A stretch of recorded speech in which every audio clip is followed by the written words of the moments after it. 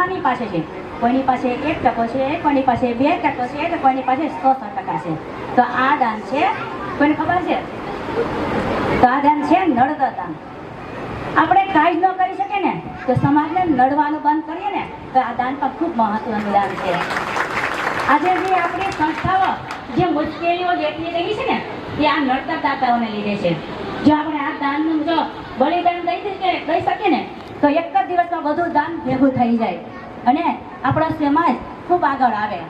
પણ આપણા સમાજમાં એટલા બધા વાદ વિવાદો, એટલા બધા આડાવાડાઓ પેદા થયા છે ને કે આપણે 7 પેઢી તો શું 17 પેઢીએ ભેગા નહીં થઈ શકીએ. પહેલાં આપણે કાતરનો ઉપયોગ કાપડ કાપવા માટે કરતા હતા, પણ આજકાલ એકબીજાના પગ કાપવા માટે કરીએ છીએ. શું આમાં તમને આપણા સમાજનો વિકાસ દેખાય છે? શું આમાં આપણા સમાજ એક થઈ શકશે? આપણા સમાજ માટે તો મજબૂત સંગઠનની જરૂર છે, એકતાની જરૂર છે. આપણા દેશના વડાપ્રધાન નરેન્દ્રભાઈ મોદી જો આપણા આખા દેશને એક કરી શકે તો શું આપણે આપણા સમાજને એક ન કરી શકીએ? આપણો સમાજ તો ખૂબ નાનો છે મિત્રો. આપણા જ આગેવાનોએ આગળ આવવું પડશે, આપણા સમાજના લોકોએ આગળ આવવું પડશે, યુવા વર્ગને ખાસ કરીને યુવા વર્ગને સાથે લેવા પડશે તો જ આપણો સમાજ આગળ આવશે.